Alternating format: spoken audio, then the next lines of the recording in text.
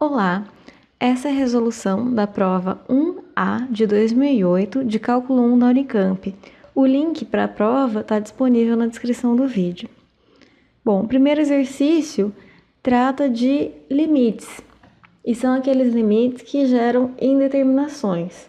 Veja, por exemplo, nesse item A, se eu simplesmente substituo o x em 1 no limite, eu vou ter uma indeterminação do tipo 0 sobre 0. Então, eu não consigo, na verdade, determinar esse limite.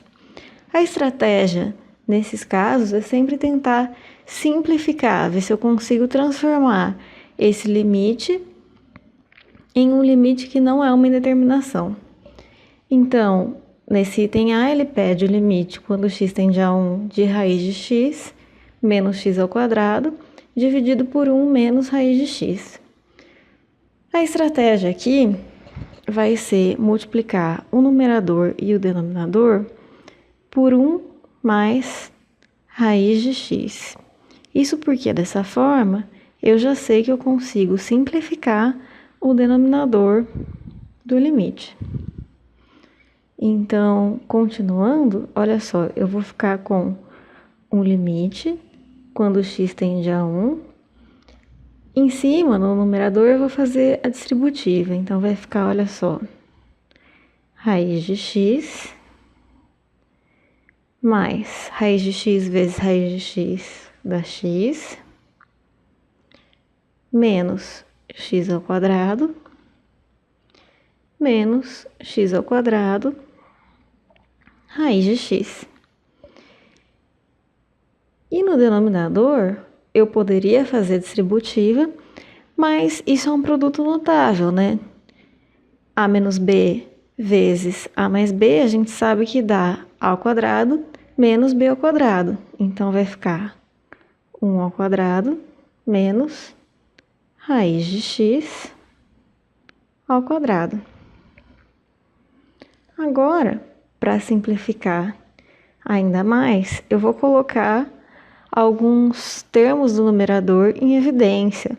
Olha só, por exemplo, raiz de x, ele se repete no primeiro termo e no último termo. Então, eu vou colocar raiz de x em evidência, eu vou ficar com 1 menos x ao quadrado. E nesses dois termos aqui do meio, eu tenho o x, que é comum aos dois. Então, eu vou colocar mais x e eu vou ficar novamente com 1 menos x. No denominador, eu tenho 1 ao quadrado, fica 1, menos raiz de x ao quadrado, eu tenho x. Tentando simplificar aí um pouquinho mais, veja só. Esse limite eu já tenho raiz de x, e bom, 1 menos x ao quadrado, a gente sabe que eu posso fatorar em 1 menos x vezes 1 mais x, justamente porque também é um produto notável, da mesma forma que a gente fez no denominador aqui. O restante, 1 menos x, eu mantenho, dividido pelo denominador, que é 1 menos x. Veja só, agora os dois termos do numerador têm 1 menos x, que é o mesmo termo do denominador. Então, eu posso dividir tanto o numerador quanto o denominador por 1 menos x. Isso simplificou o meu limite, então, para raiz de x vezes 1 mais x mais x. Agora sim, eu posso substituir, então, o meu x por 1. Então, vai ficar que o limite, quando x tende a 1, é raiz de 1 vezes 1 mais 1 mais 1. Bom, dessa forma, então, aquele meu limite lá do enunciado fica raiz de 1 dá 1, 1 mais 1, 2, mais 1, portanto, 2 mais 1, aquele limite que a gente tinha lá no começo, é igual a 3. No item B dessa primeira questão, nós temos um limite, quando x vai a 5 pela direita, de x menos 5 dividido pelo módulo de x menos 5. Bom, aqui também é uma indeterminação. Vamos simplificar. Lembrando que o módulo tem aquela característica, né? Se ele for menor que zero, a gente multiplica por menos 1, ou seja, o módulo sempre deixa o que está dentro dele positivo, sendo positivo ou negativo. Só que, nesse caso, a gente tem o 5 pela direita. Isso quer dizer que o x vai ser um pouquinho maior que 5, na verdade. Portanto, o que está dentro desse módulo aqui é positivo. Dessa forma, a gente consegue simplificar esse limite de quando x vai a 5 pela direita por x menos 5 sobre x menos 5. Porque, como eu disse, a gente sabe que a tendência do que está dentro desse módulo aqui é ser positivo, então eu não preciso multiplicar por menos 1. Bom, aqui ficou fácil, porque o numerador é igual ao denominador, então, na verdade, o meu limite vai dar um limite de 1, que é 1. O item C da primeira questão, ele trata do limite, quando x vai a 1 pela direita, de raiz de x ao quadrado menos 1, dividido por x menos 1. De novo, isso é uma indeterminação. A estratégia aqui vai ser tentar simplificar o numerador. Então, eu vou multiplicar em cima e embaixo por raiz de x ao quadrado menos 1.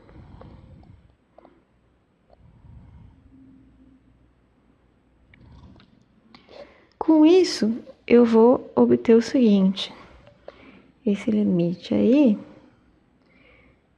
é o mesmo que o limite quando x tende a 1 pela direita, de x ao quadrado menos 1,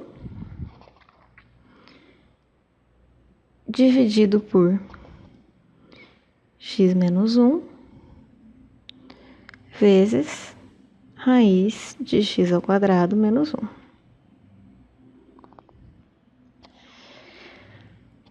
Aqui eu vou fatorar o numerador novamente, porque eu sei que x ao quadrado menos 1 pode ser fatorado como x menos 1 vezes x mais 1.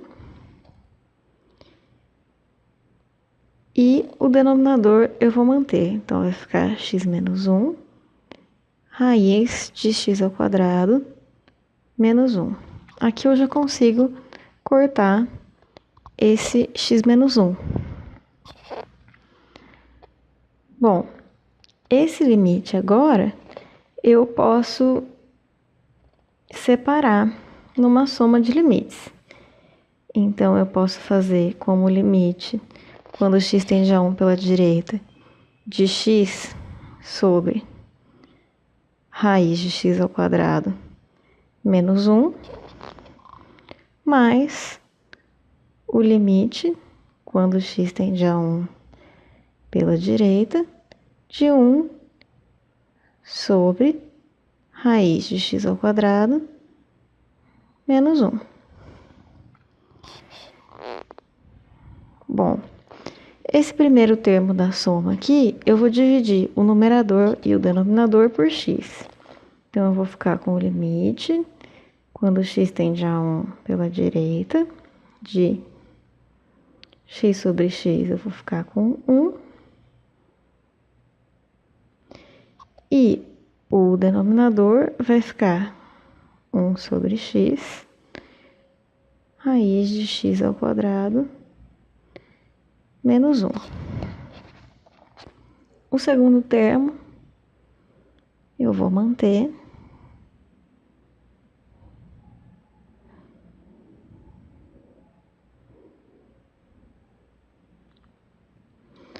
Continuando, então, eu vou passar esse 1 menos x para dentro da raiz. Então, eu fico com o limite, quando x tende a 1 pela direita, de 1 sobre.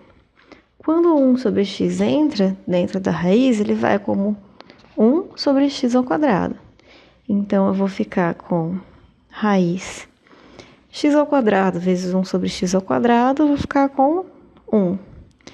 Menos 1 vezes 1 dividido por x ao quadrado, vai ficar 1 sobre x ao quadrado. E o segundo termo eu vou manter inalterado.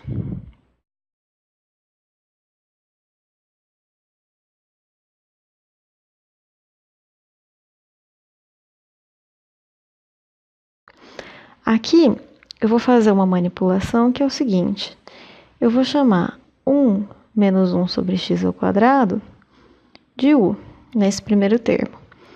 E no segundo termo, eu vou chamar x ao quadrado menos 1 de v.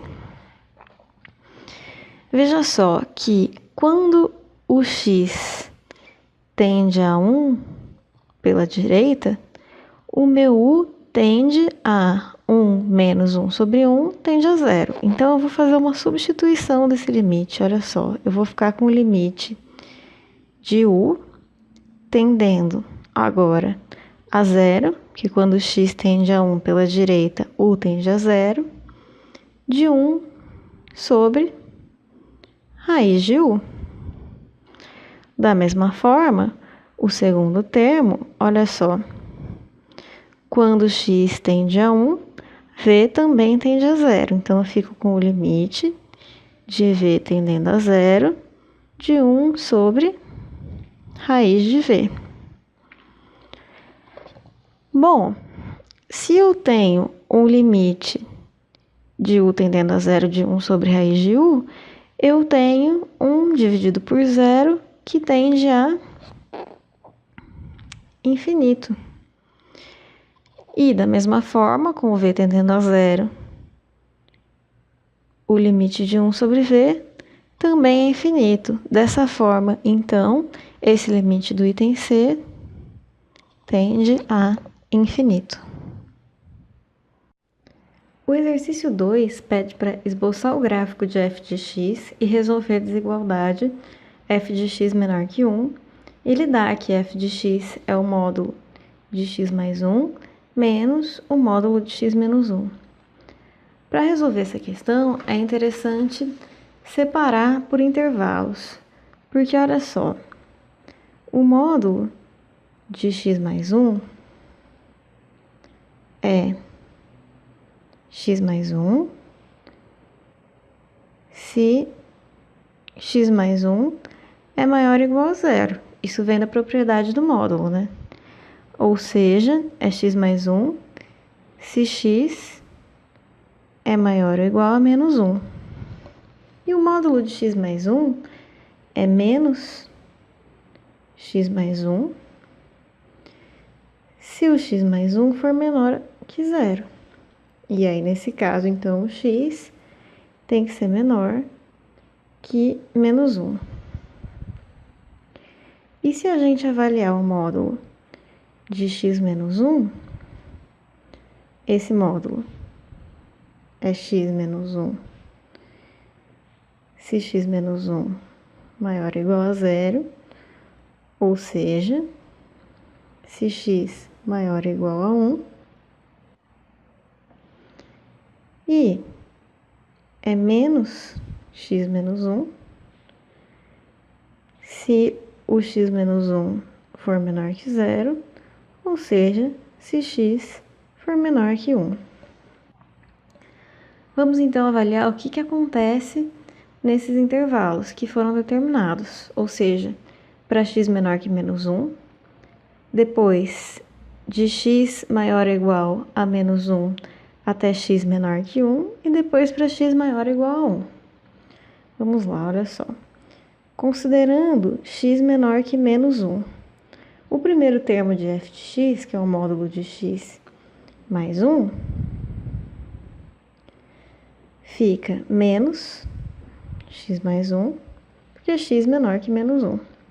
E o segundo termo, que é o módulo de x menos 1, fica menos x menos 1, porque x é menor que menos 1, logo x é menor que 1. Então, veja só, fica menos x menos 1. Dessa forma, então, o meu f de x fica menos x menos 1. Aqui eu tenho menos com menos, então vai dar mais x menos 1.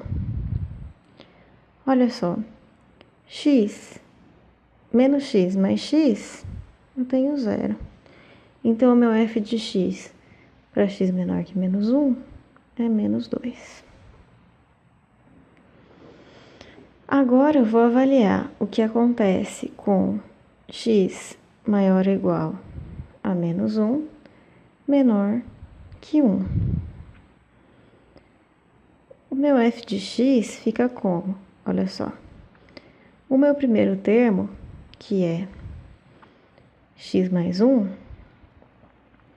é x mais 1 mesmo, porque x é maior ou igual a 1, então, a menos 1. Então, fica x mais 1, menos o meu segundo termo, que era módulo de x menos 1, fica menos x menos 1, porque eu estou considerando ainda que x é menor que 1. Então, fica menos x menos 1. A minha função f de x, então, nesse intervalo, é x mais 1 mais x menos 1, portanto, 2x. Mais 1 com menos 1 dá 0. E agora, para terminar os intervalos aí, para x maior ou igual a 1, como fica a minha f de x? Bom, x maior ou igual a 1, o meu primeiro termo lá já é positivo, então fica x mais 1 menos o meu segundo termo agora também é positivo, então fica x menos 1. Então, a minha f de x é x mais 1 menos x mais 1, portanto, é 2. Então, olha só, vamos resumir. A minha f de x é igual a menos 2 se o meu x for menor que 1. Então, a minha f de x é igual a menos 2 para x menor que menos 1. Ela é igual a 2x para x maior ou igual a menos 1 e menor que 1. Então, menos 1 menor ou igual a x menor que 1, 2x, né? E ela é igual a 2 para x maior ou igual a 1. Assim, a gente consegue esboçar o gráfico. Então, veja só. Vou desenhar aqui os eixos x e y. Vou marcar esses pontos de x que são interessantes para a gente. Então, olha só. Menos 1 e 1. Preciso estender aqui um pouquinho o meu y, porque quando x é menor que menos 1, a minha f de x é menos 2. Então, veja só que para x menor que 1, a minha f de x é constante e é igual a menos 2. Para x maior ou igual a 1, o meu f de x é igual a 2. Então, eu tenho aqui 2. E aí, para x maior ou igual a 1, minha função é constante e é igual a 2. Entre menos 1 e 1, o f de x é igual a 2x.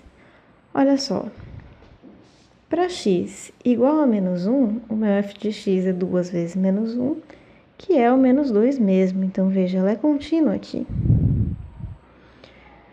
Quando o meu x é 0, a minha f de x também é 0. E olha só que interessante, isso é uma reta, então eu posso ligar esses pontos por uma reta e, de novo, se o x é 1, o meu f de x é igual a 2.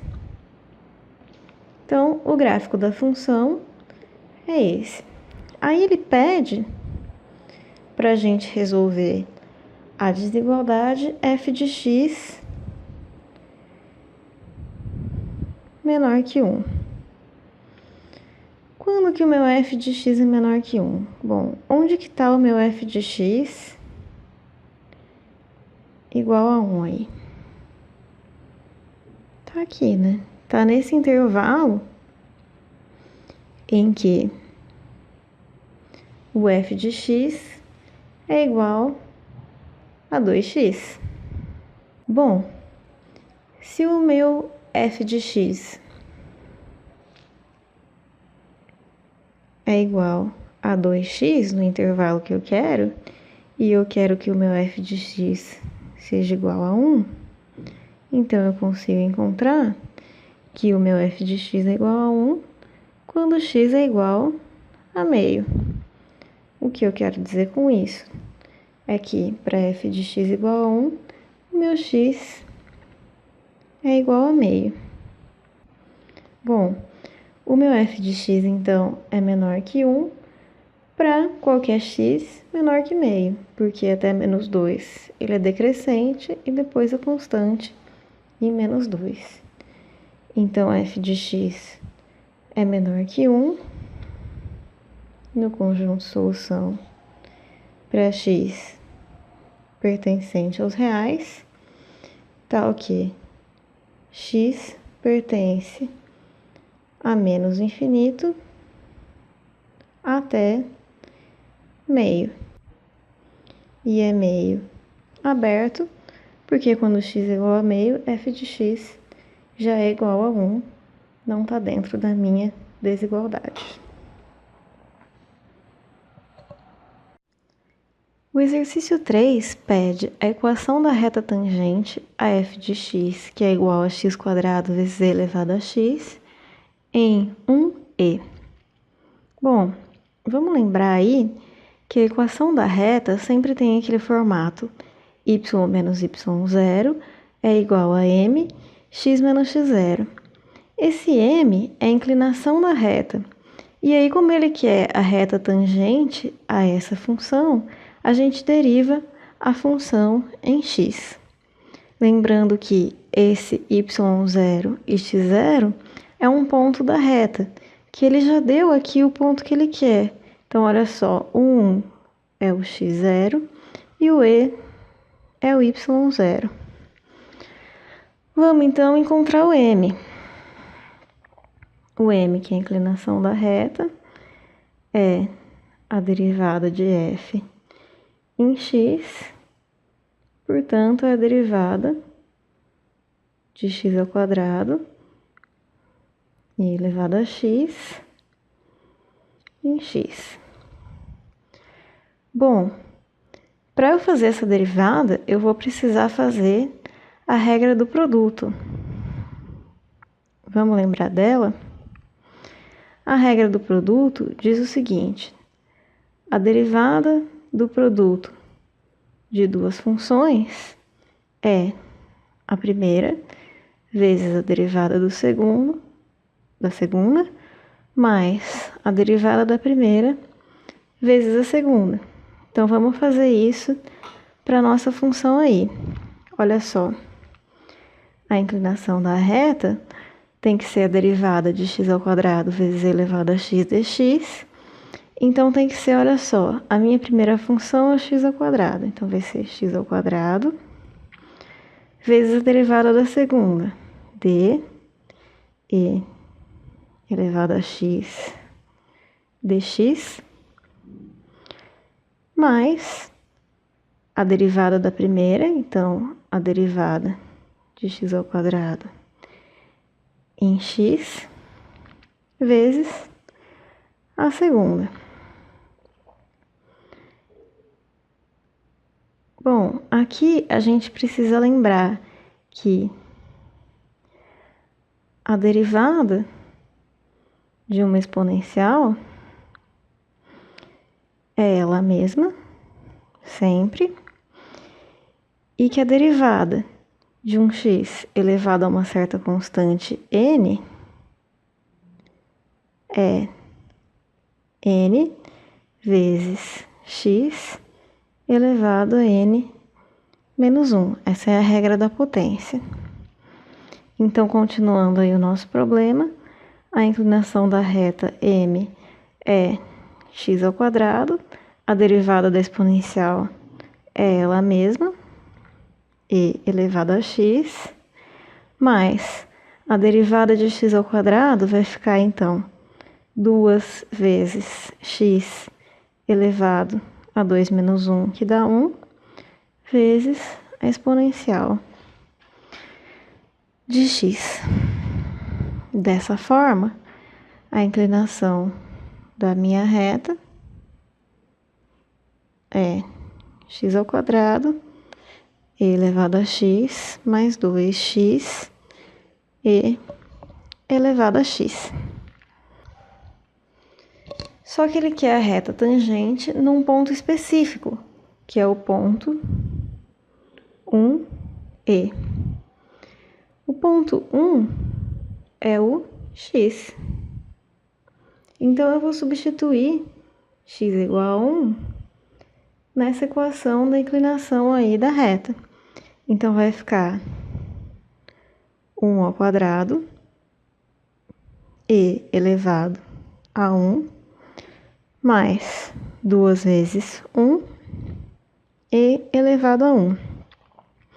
Isso vai me dar que a inclinação da reta nesse ponto pedido aí, 1e, é e mais 2e, portanto, a inclinação é 3e. Agora, então, fazendo a equação da reta, eu tenho y menos y0, é o próprio e, que ele pediu aqui, é igual a m, que é o 3e, vezes x menos o x0, ele também deu, que é 1. Só simplificando, então, eu tenho que o y é igual a 3e vezes x, então fica 3e x, fiz aqui, menos 3e, e eu tenho esse menos e, que eu passei para o outro lado, fica mais e. Assim, o meu y é 3ex menos 3e mais e, eu tenho 2e. E aí, só para simplificar um pouco mais, coloco o e em evidência. A minha equação da reta tangente é e vezes 3x menos 2. Equação da reta tangente no ponto 1e. A questão 4 dá uma função que é zero, se o x é menor que zero. É x ao quadrado mais 4x se x é maior ou igual a zero e menor ou igual a 1. E é 3 cosseno de x se o x é maior que 1. E aí ele pergunta se f é contínua em x igual a 0 e em x igual a 1. Bom, lembrando aí das regras de continuidade, f é contínua em A se o limite de f de x quando x tende a A for igual ao f de A, e o limite de f de x quando x tende a A é um L, se o limite para x tendendo a A, tanto à esquerda quanto à direita, também é L. Então, olha só, vamos lá. Para x igual a 0, eu vou calcular o limite de f de x quando x tende a 0 pela esquerda. Bom, quando x tende a 0 pela esquerda, a gente cai aqui nesse x menor que 0. Então, o f de x é igual a 0 e, portanto, o limite é 0. O limite de f de x quando x tende a 0 pela direita, eu já tenho a minha f de x nessa condição aqui, de x² mais 4x. Então, vai ser o limite de x² mais 4x, com x tendendo a 0 pela direita. E aí, eu posso substituir direto, eu fico com 0² mais 4 vezes 0, portanto, esse limite também é 0. Portanto, o limite da minha f de x quando x tende a 0 é 0, porque os limites pela direita e pela esquerda são iguais a 0. E se eu fizer o f de 0, eu caio nessa condição aqui, x igual a 0, então eu tenho x² mais 4x, só que o x é 0. Então, o que eu quero dizer é que o meu f de 0 também é 0. E o meu limite de f de x com x tendendo a 0 é 0. Ou seja, f de x é contínua em x igual a 0. E para x igual a 1? No caso do x igual a 1, a gente também tem que fazer os limites pela direita e pela esquerda, porque ele está aqui nos limites dos intervalos da função. Bom, o limite de f de x com x tendendo a 1 pela esquerda tem que ser o limite de f de x quando f de x é o x² mais 4x, porque cai naquele intervalo. Bom, isso dá 1² mais 4 vezes 1, posso fazer direto, esse limite vai dar 5. Bom, o limite de f de x com x tendendo a 1 pela direita, eu caio naquela condição em que f de x é 3 cosseno de x, é o último intervalo da minha f de x. Bom, eu posso tirar o 3 do limite.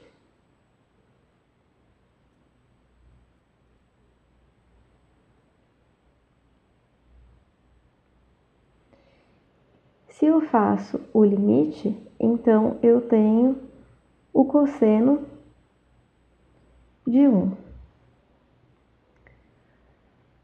O cosseno de 1 tem que ser necessariamente menor do que 1, porque a gente sabe que o cosseno de 0 é 1. E o cosseno de π, que é aproximadamente 3,14, é zero. Então, o cosseno de 1 tem que ser maior que zero e menor que 1. Ou seja, esse limite de f de x, quando x tende a 1 pela direita, tem que ser necessariamente maior do que 3 vezes 0, que é 0, e menor que 3 vezes 1, que é 3. Ou seja, o limite de x tendendo a 1 pela esquerda é 5, e o limite de x tendendo a 1 pela direita é diferente de 5. Portanto, f de x não é contínua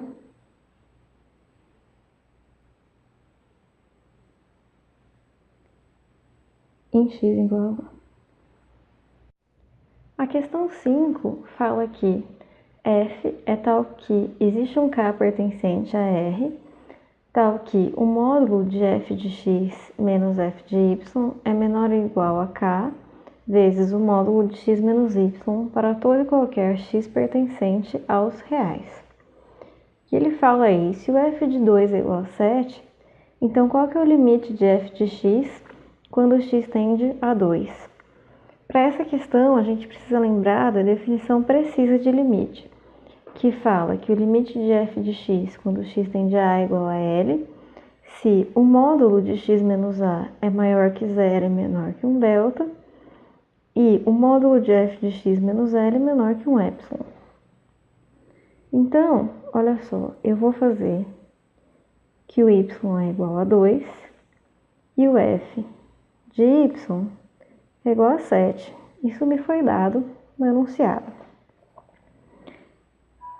Seja delta igual a epsilon sobre k. Então, eu vou fazer a seguinte manipulação. O meu módulo de f de x menos f de y é igual ao módulo de f de x, e o meu f de y é 7, então menos 7. E esse módulo tem que ser menor ou igual a k, módulo de x menos y, que é 2.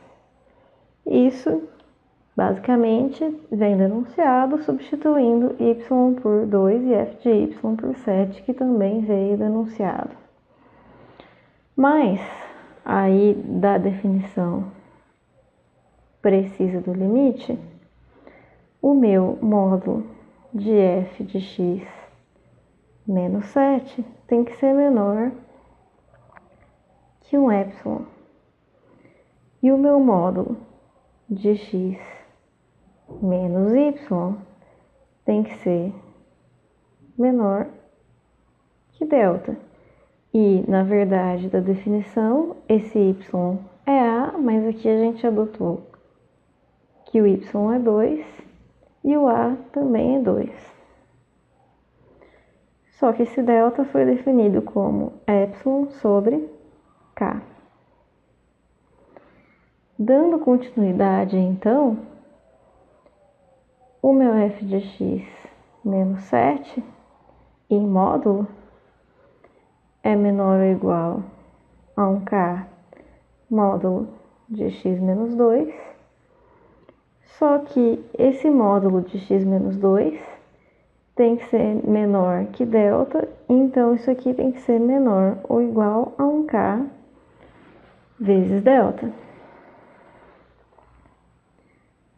Assim, o meu módulo de f de x menos 7, que é menor ou igual a um k módulo de x menos 2, é menor ou igual a k, e o meu delta foi definido como epsilon sobre k. Então, fica epsilon sobre k, e eu posso cortar esse k. Assim, então, o meu módulo de x menos 2 é menor ou igual a delta, que é igual a y sobre k, só que daqui, desse passo anterior, eu tenho que o meu f de x menos 7 em módulo é menor do que o y.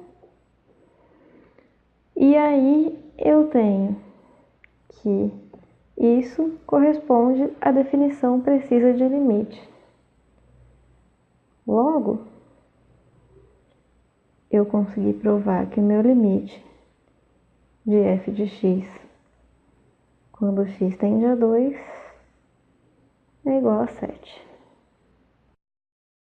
Inscreva-se no canal, mande suas dúvidas e até a próxima.